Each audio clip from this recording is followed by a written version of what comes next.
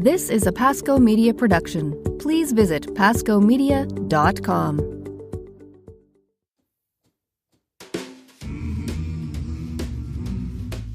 In Latin, Renovo means to renew, restore, or revive. This is the show where we explore the miraculous nature of the mundane as we look at one part of the Catholic tradition to help you engage more fully in the practice of faith. Past episodes are available at renovopodcast.com. I'm Doug Tuke, and today we're going to talk about a topic that we talked about once before, but not in this way. So we did a really cool show on the Jesuits, and this is about Jesuits, but this is specifically about the black robes in North America. Now, this was a suggested show by a really dear friend, and I loved the topic, the evangelization of North America by the Jesuits, and really specifically kind of the Native American evangelization. What we're not going to do in this show is really dig into a lot of the oppressive development of mission schools and some of the pieces that came from the evangelization. This is really more of kind of a prequel where the word came from, kind of what our Jesuit brothers and sisters, how they brought the word to the people. And there's some cool stories in the context of that. I'm kind of excited. So real quick recap. Okay, the Society of Jesus, Jesuits, Roman Catholic religious order founded in 1534, in case you didn't know, by Ignatius of Loyola, a Spanish soldier, okay? He follows up on a kind of a religious awakening. He's recovering from wounds. Ignatius gathers kind of a small group of people, dedicated followers. They pledge themselves to lives of poverty and chastity. They were also super committed to spreading Catholicism to Muslims in the Holy Land, actually specifically, but they were prevented from making that journey based on the kind of warfare in the region. In 1540, the group received a charter from Rome in which the members basically promised total loyalty to the Pope, including a willingness to go wherever he assigns them. And then the name a Jesuit was originally a term of actually kind of derision that was applied to the group by its critics, but in time it was actually recognized by all the parties, which is kind of cool. The Jesuits made their initial impact by combating all kinds of stuff in the Protestant Reformation. Their efforts during the Counter-Reformation actually won back like a lot of areas that had pulled away from Rome. And over the next like 150 years, the order grew and it extended its influence in education, scholarship, missionary activity all over the place. Schools, colleges, universities, seminaries were established in nearly every great or kind of urban center of Europe, and missions were founded in all over the world, as far away as India, Japan, China, South America, and of course, New France, or what was really kind of like Canada, a part of Canada. So the Jesuit influence in northern North America was a really big deal, okay? And that's kind of where we get the legend of the Black Robes. There's a movie made in the 90s about this too, based on a book. The first French missionaries arrived in 1625, and like a steady stream kind of followed that in later years. So known to the native communities, the Black Robes, the Jesuits, they really concentrated their efforts on the dominant Huron tribe, who probably numbered actually more than like 30,000 at the time, that's big. Less attention was paid to the Iroquois Confederacy, which was a huge group of folks, but the Huron were really the targeted tribe at the time. The Jesuits lived with the tribes in their villages. They were willing to kind of probe deep into kind of the interior of the land, the wild of wild. Some even traveled actually as far as present-day Oregon. But like, here's the thing to note: like, despite all these efforts, the number of actual converts was actually pretty small among the kind of Algonquin people, among the Huron, among the Iroquois. It wasn't like a huge, massive movement at the start. It just wasn't. There was tensions between the Jesuits and other Frenchmen in the area, and that developed really fast. So the root of the problem was that the missionaries really criticized the use of alcohol in trades with the native communities, with the Indian people. And the natives, we know this from all of our history classes, they really developed a dependence on drink pretty quickly. And it made the task of conversion a lot harder, the Jesuits claimed at the time. So Jesuit protest, they kind of achieved their goal in 1662 when the French government actually outlawed the use of alcohol in the North American fur trade. The rule was really hard to enforce, as you can imagine. Nevertheless, it kind of embittered the majority of traders and the trappers. Now, let's go back in time just for a minute. In 1642, the Huron country was really under a lot of stress, okay? Harvests were poor. There was a lot of sickness. Clothing was scarce. Quebec was really the only source of any kind of supplies. This is where insert now St. Isaac Jogues, famous Jesuit blackrobe. This is where he kind of enters into history. He was chosen to lead an expedition, and it reached its objective pretty safely, actually. It started back to the people well supplied with goods for the mission, but the Iroquois, the bitter enemies of the Hurons, and really at the time the fiercest of all Indian tribes, were on the warpath, and they ambushed this expedition. They ambushed Isaac Jogues, and the story of this is a little brutal. Okay, I'll give you the PG-13 version. Jogues and his assistant Rene Goupil, besides the fact that they were beaten to the ground and assailed several times with sticks and fists. There's record of their hair, beards, nails being torn away, their fingers being bitten through. What was worse, far worse, was kind of the cruelty that they witnessed, practiced on other Christian converts, the converts that they had. First, they were kind of the first of all the martyrs to suffer death in North America, the North American martyrs. Rene was the first to be killed. He was tomahawked on 1642, September 29th, because it said he made the sign of the cross on the brow of some children. So Rene, he was an amazing guy. He tried really hard to be a Jesuit and had even entered the novitiate, but his health kind of forced him to give away to that attempt. And he studied surgery, and he found his way to Canada, where he offered all of his services to the missionaries whose courage he really tried to kind of emulate. Rene's amazing. He's one of the North American martyrs. He died at the hands of the Indians between the years 1642 and 1649. The feast day of the North American martyrs is October 19th.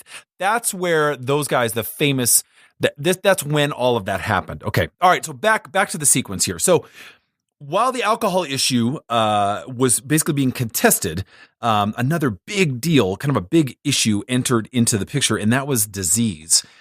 So the Jesuits, they brought with them a lot of European disease, influenza, smallpox, measles, and the Indians had no natural immunities to any of these diseases. And they really began to die by the hundreds and later by the thousands. Those things spread super fast. By 1650, the Huron numbers had been so drastically depleted that they were nearly wiped out by the Iroquois, who had not been affected by the same diseases. Amazing. And the Jesuits were blamed for the spread of the disease, and a lot of them were tortured and killed. It was in the thick of that martyrdom really escalated. So the Huron people saw their people dying out and saw these black robes as not a source of salvation, but a source of that death, that European death that had come to them. You can imagine the unbelievable dissidence among the ranks there. Okay, so the record of the Jesuits in New France, it was kind of mixed. It was mixed. I mean, there was conversion. There was a lot of bringing the good word to that space, but there was also a lot of death, and there was a lot of critique. Diseases, obviously, it was totally unintended. But the effort for them to kind of reinforce this idea of like an alien religion among the natives was not really appreciated by a lot. Okay. The missionaries were resistant to criticism. They believed that any inconvenience on the Indians' part was a small price to pay for salvation. There was a lot of writing to that tone, especially going letters back to Europe saying, it doesn't matter. It doesn't matter about the death. We're here to save souls. That tone has been criticized by history. This idea of like conversion as not only the cause but also the reward for pain and suffering. And you can take that however you want to, but that's kind of the controversy that looms over the evangelization brought by the black robes. The careful record-keeping habits of these early Jesuits is it's typical Catholics, man. We write everything down. They've preserved like an amazing record of events that took place. There's a really detailed catalog of specific customs, language and beliefs of the Huron, and it was assembled by these priests. The reports were actually later published in a book called The Jesuit Relations, and a lot of what is known today about the history, the ethnology, and the natural science of the area actually stems from these writings of the Jesuits, which is it's just incredible. This is why record keeping is such a big deal, right? So the Society of Jesus, they fared kind of poorly during the 18th century in North America and in Europe. It was an age of widespread kind of anti-clerical feeling. The Jesuits were actually kind of singled out specifically for kind of special critique. Some of the some of that had been earned sort of by their overzealousness, but a lot of rivalry within the church and like political figures were also really motivated by the close relationship that the Jesuits had with the Pope. They really felt like they didn't have access the way that the Jesuits did, which is really a seed of their charism, which is kind of incredible. 1773, the Pope gave in to a lot of political pressure and then dissolved the society. We talked about that in the other show. Only in Russia did the order actually survive. It was not until the end of Napoleon that the Jesuits really kind of reemerged. Okay, now, the Black Robes themselves, you're talking about a super sparse tone of evangelization in the United States. But one of my favorite stories about the Jesuits and a success, really, in the end, of what they accomplished came from a great book. And I'm going to read you a little excerpt of it. It's called Our Land and Our Lady by Daniel Sargent. And he writes about the Jesuits and the Flathead Indians. They actually called the Salish Kootenai Indians. He calls them Flatheads. That was the kind of the Anglo critique. And actually, they would call themselves Flathead also. I used to live in the Flathead Valley, but really it's the Salish Kootenai tribe. Early in the book, he references King Louis XIII in 1638, prayed for a consecration of himself and France to the Blessed Virgin Mary. And it was an act that the king attached with like a lot of solemnity. I mean, it was a big deal. In the book, lots of pages later on, the author Sargent, he's explaining that although these French efforts at evangelism all up and down the Mississippi Valley and in North America and all that didn't actually prove very fruitful, there were some results of their efforts, including specifically the kind of evangelization of these Indians in 1830 and the 1840s that results from the Jesuits' really kind of hard work in the 17th century. So in all that, the author really talks about that in detail. But I want to read you. I want to read you this section. I mean, it really stems from the consecration to Mary, the long-term fruit. So this is just kind of amazing. Check this out. So it came to pass that the legend of the Black Robes penetrated in the first decade of the 19th century to an obscure valley of the Rocky Mountains, to the Flathead Indians of Montana. It's the Mission Valley, the Flathead Valley, breathtaking. Oh my gosh. And who had brought the legend there but the Iroquois, originally of New York State, who had so long been the chief enemies of the Black Robes, who had been the martyr makers of our continent, and whom the Black Robes had bought with their best blood? These Iroquois, a band of them, had immigrated to the Flathead country, and there they had stayed. And they had told the Flatheads, the Salish Kootenai, of the Black Robes. And these Flatheads, from hearing of the Black Robes, wished that they might have such men among them, for they worshipped a creator, and the Black Robes, they decided, must be special agents of the creator. News came to them, we wonder how, that Black Robes had arrived in the old French settlement of St. Louis. This was in 1830, and there was no telegraph and no mail, and the Oregon Trail had not begun, and St. Louis was 1,000 miles away. Undaunted by distance and by the hostile Sioux tribes between them and St. Louis, they held a council and appointed 4 of their number to go to bring back to them a black robe. The 4 arrived at St. Louis, but once arrived there, no one could understand their tongue.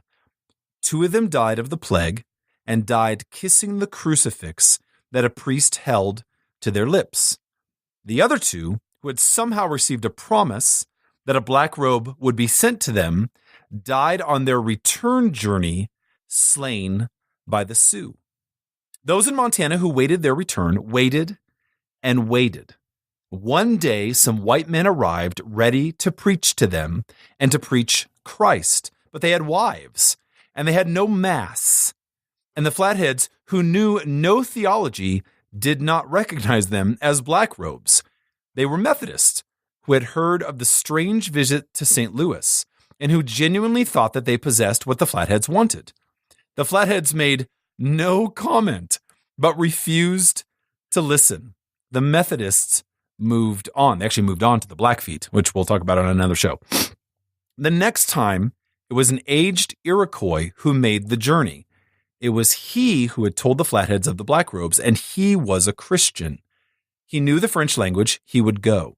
He went with his two sons. This was in 1835. He saw the Bishop of St. Louis, Rosati, confessed his sins, saw to it that his sons were baptized, received again a promise of a black robe, returned, but no black robe. 2 years later, he made the journey again, and this time he was slain on his return journey. Finally, a fourth embassy set out in 1840. This time the black robes had a priest to spare, Father Desmet, of whom we shall hear more later when to the Rockies. Our meeting, he said, speaking of his arrival at the Flatheads, was not that of strangers, but of friends. Friends indeed.